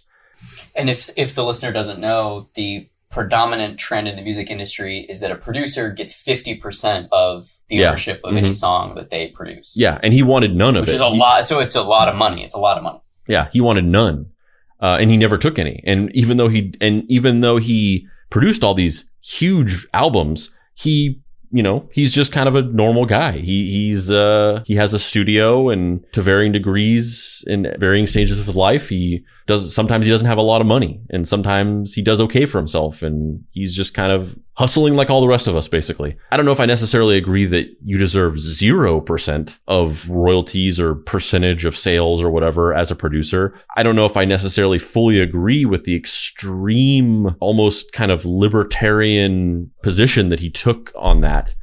But the idea of him just acting as a martyr to not only give all of those bands 100% of the ownership and royalties over their music, but also to make this almost kind of political statement. It's like the career version of the monks who pour gasoline over their bodies and, burn themselves in effigy for protest. And whether or not that made any kind of effect on the music industry is dubious, but there's something very fascinating about that idea of like, I'm going to serve as a martyr to push this conversation forward. Obviously, what Bella Thorne claims that she did is not the same. It doesn't affect her financially. In fact, as we talked about, she made a ton of money, but it's similar in that if it is true, and to whatever degree of benevolence it had, as you were just kind of talking about, if it is indeed true,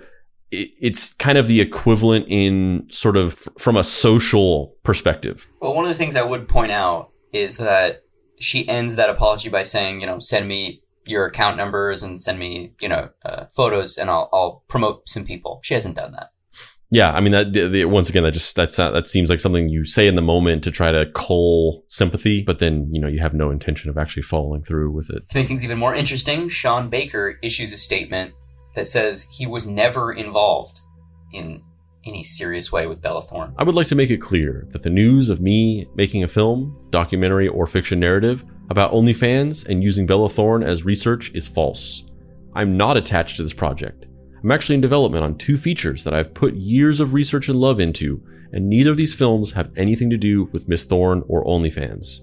Earlier this month, I had a conversation with Miss Thorne and discussed a possible collaboration in the far future that would focus on her life and the circumstances leading to her joining OnlyFans. On that call, I advised her team to consult with sex workers and address the way she went about this as to not hurt the sex work industry. This has been the extent of my involvement.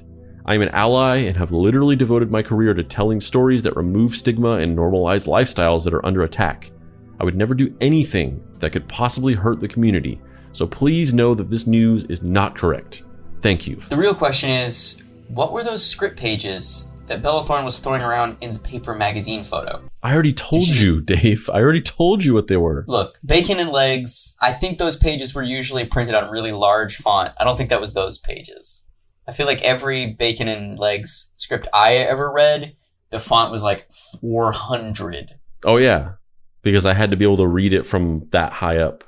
Yeah, exactly. Like you had the script and you'd be down there super low to the floor and I would be towering over you. So I was like, can you guys just bump this up to like 24? So what is the ultimate fallout of all this? People are pissed at her, but they'll probably forget.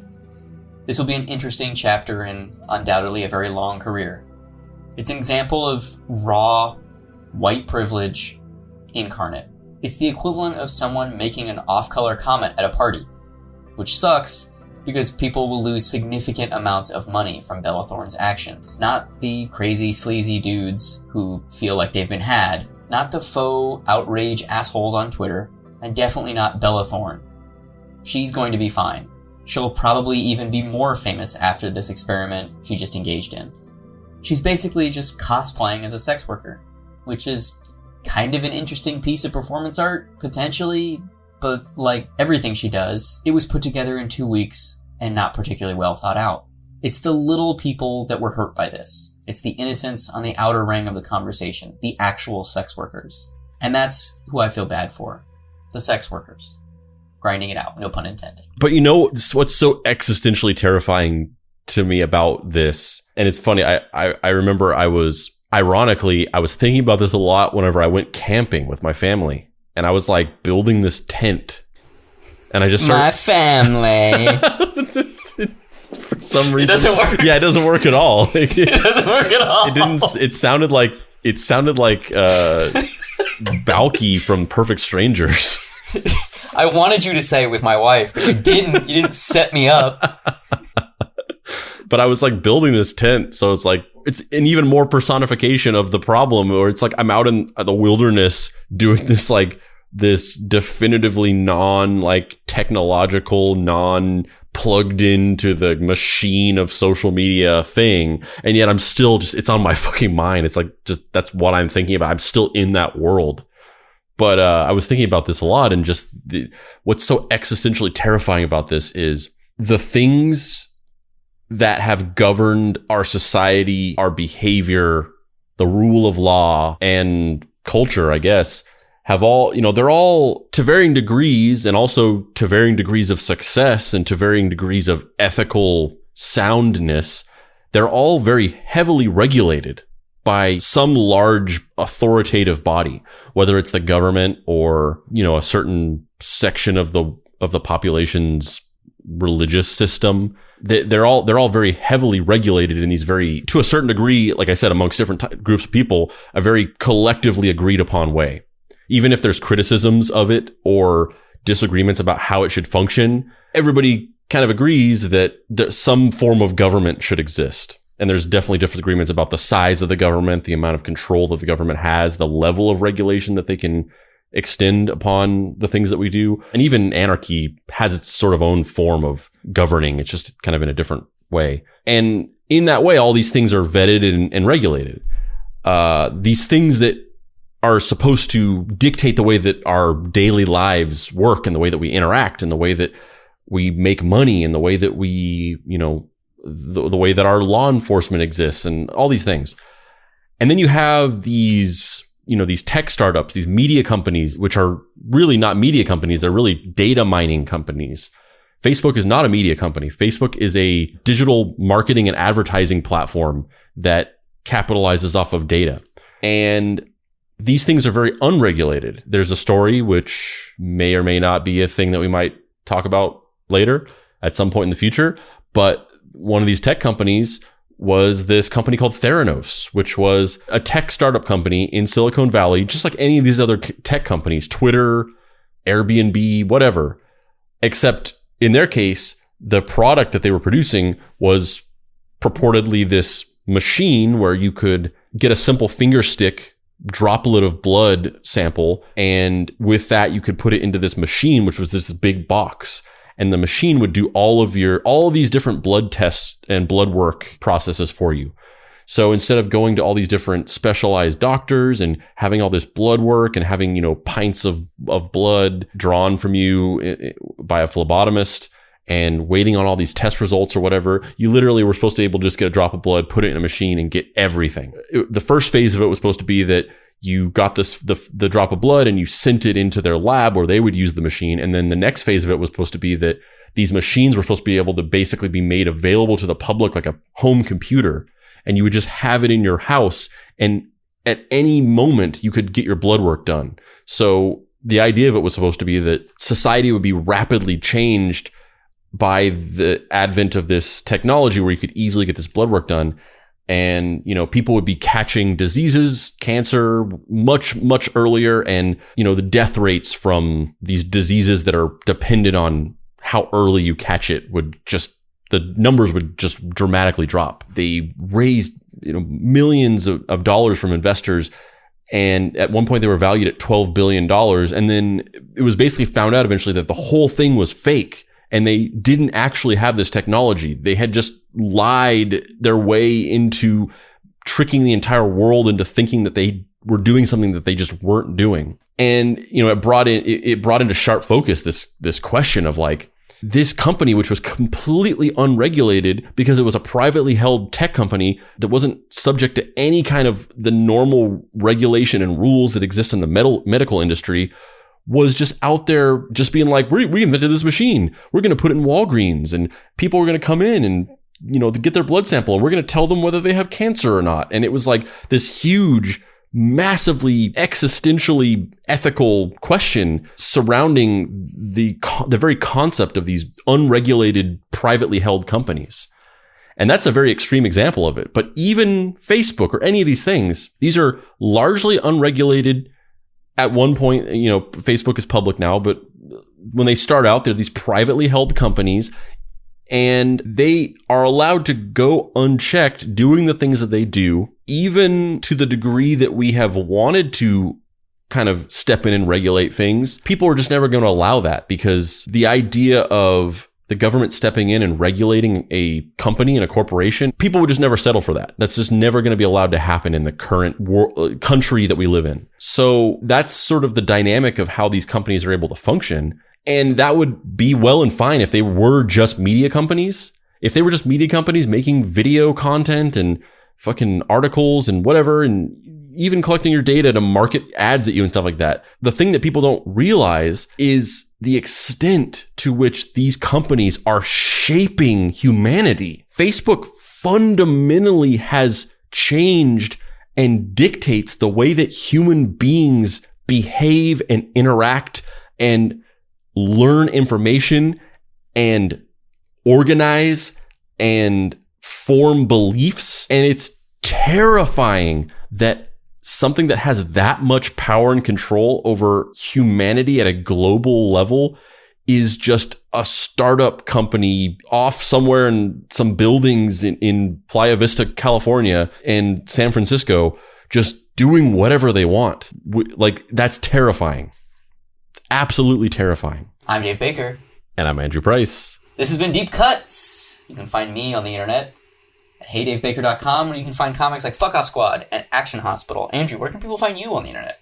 You can find me tomorrow at noon on my debut OnlyFans page. Puts on the Tron helmet, but is completely naked otherwise, where my first pay-per-view video will be available for a full $200 USD. I'm getting a special privilege from the owner, who I'm close friends with.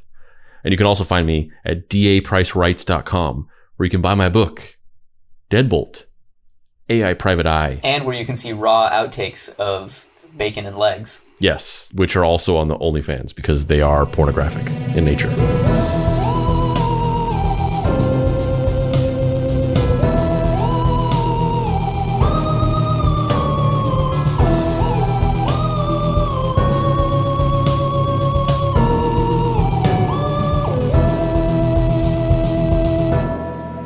Deep Cuts is a production by Boy Genius Media. If you'd like to find this show and others like it, please visit boygeniusmedia.com or deepcutspod.com. If you want to join in on post-episode discussions, please join the Deep Cuts Podcast Facebook group. Finally, subscribe to our YouTube channel for additional video content. The incidental music for this episode was created by D. Catalano, whose music can be found at wekeepoddhours.bandcamp.com, and Pseudocide, who can be found on Facebook at PSEUDOCIDE, with spaces between each letter because apparently Facebook doesn't like the use of the Latin stem side, and the Deadboy Detectives, who, as far as we can tell, don't actually exist.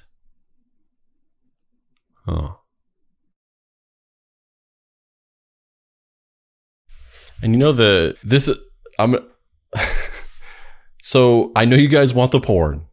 And we've gotten to the porn, and I'm just going to take you off into just a nerdy diversion, and I'm sorry.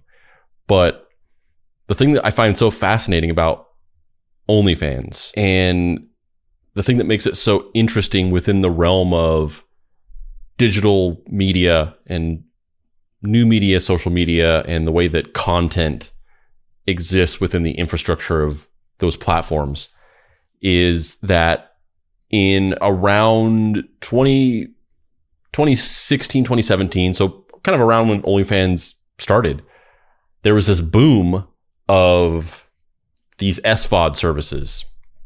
And essentially the idea was that all of these media companies had been creating this really premium content for all these social media sites. So there was these companies that were spending millions of dollars making videos for Facebook and, kind of YouTube, but largely Facebook and Instagram, who they were essentially dumping millions of dollars into this without any viable way to actually monetize it other than doing like sponsored content, on the hope and promise that one day they would be able to leverage that in some way. And part of that was like, oh, maybe one day we can monetize content on Facebook, which ended up happening, but this was kind of before that existed.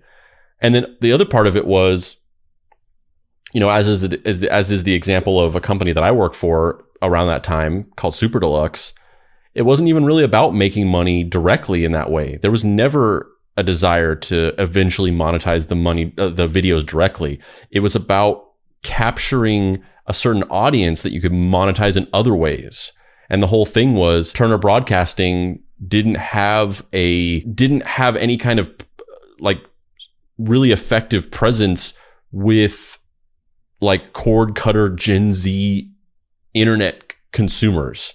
And so they created this company that was supposed to seem, in fact, that if you're not familiar with it, like, or if you are familiar with it, if you ever saw Super Deluxe, the whole company was kayfabe because it was supposed to look like a hip, super liberal, edgy startup company, but it was owned by the biggest television conglomerate in the world. And it wasn't like a company that started and then got bought by them. They created it purposely to seem like that. It was crafted as like a weird like thirst trap for like hipsters.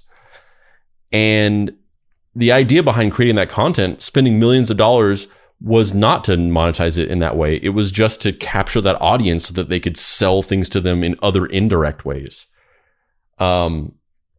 But the idea behind this sort of boom in like 2017-ish is that all these companies have been making this content for all these years and they were just doing it for free, like literally for free. Other than the sponsored content, the brand partnerships and stuff, like every video that you ever saw BuzzFeed post, they were just doing it for free to build an audience. And so what ended up happening was in this time frame, everybody was like, okay, we've spent all these years building this audience. We have millions and millions of followers, sometimes 50 million, upward of 100 million. It's time to make some fucking money. Like, what are we doing? Literally, what is the point of this? And so people started making these paywall, you know, OTT SVOD services, which was like a channel where you had better, more premium content than what you were supposed to purportedly be able to see for free on Facebook or whatever. And you paid a subscription to be able to see the content. And that subscription could be anywhere between like $5 a month, $3 a month, upwards of $10 a month or whatever.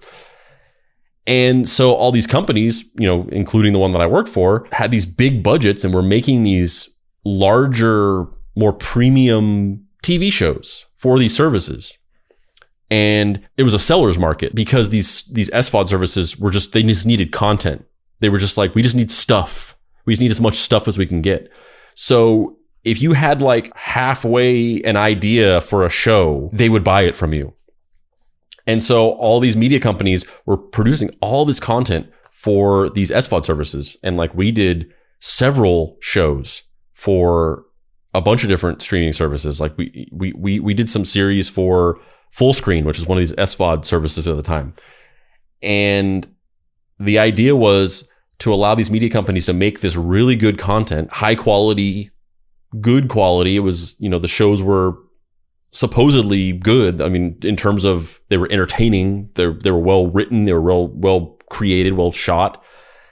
And then they put them behind the paywall and you had to pay for it. And it seemed at the time, it seemed like a simple equation. You have millions upon millions of followers. Tell them that they can watch your stuff, but better quality, but they have to pay $5 a month. And we will make millions and millions of dollars. And we'll finally be able to monetize this audience that we've cultivated for the last, 10 years. And so for a while, everybody was buying these. So every media company in the fucking world could sell their show to one of these SVOD services and get paid a bunch of money to make it and make this show and have the clout of being like, we have a TV show on Full Screen or Go90 or any of these streaming services. And literally this bubble existed in like the first, it basically existed like in the middle of 2017. to like the beginning of 2018. And then at the beginning of 2018, the bubble just exploded. And it was like all of these companies went out of business. Like every single one of them, all these SVOD services, Fullscreen, Go90, they all just like shuttered out of nowhere. And it was because nobody paid. It was because it's like, and the thing that people realize quickly is these audiences mean nothing because they have committed to a relationship, which is I follow your page, which is a very easy, relatively passive behavior to just click subscribe, and I will see things that you show me. It's a very passive, one-sided relationship. But these people do not like you enough to pay money for what you do. You are like a distraction that gets shoved into their face, and they're like, fine. What is this? Some fucking cat eating a turnip? Sure. But they're not going to pay money. They don't give a shit. If they're going to pay money, they're going to go to the theater and see a real movie. And everybody, it was this collective, like everybody just woke up to reality, and all these companies went out of business. They had just spent all this money acquiring content and just had no subscriber base, and it was a total clusterfuck. And that was the primary issue. The primary issue was the selling point of what they had to offer was not strong enough to guide viewers through the funnel and over the paywall. And what's really fascinating about and there's this concept in digital marketing and content distribution, which is these emotional charges that you can incite in people to get them to experience your content, get them to click on things, get them to click play, click on an article, go to your page, whatever. And it's all about emotional charges. It's all about how can you get this person in an emotional state to make them want to or need to see what you have to offer. And one of those emotional charges is arousal. So what is the arousal of the person, of the user, of the viewer? High arousal, low arousal, and you're trying to go for high arousal. You're trying to get them excited and sort of on the edge of their seat. And what is interesting about OnlyFans is that they solved the problem. This what OnlyFans is no different than what any of those SVOD services were. Conceptually, it's an OTT service, a streaming service, an SVOD service where you pay money to get access to videos. But they were like, nobody gives a fuck how well written this bullshit is. Like, you can see naked pictures of your favorite celebrity there. And that was the solution. That was what that whole year of billions of dollars spent and companies forged and hundreds of people hired. That was the missing part of it. And these people just did it, and they were like, "Oh, you just have to make it porn, and it works." Cut to thousands of people laid off. And all these investors left holding the bag. It's so interesting to me.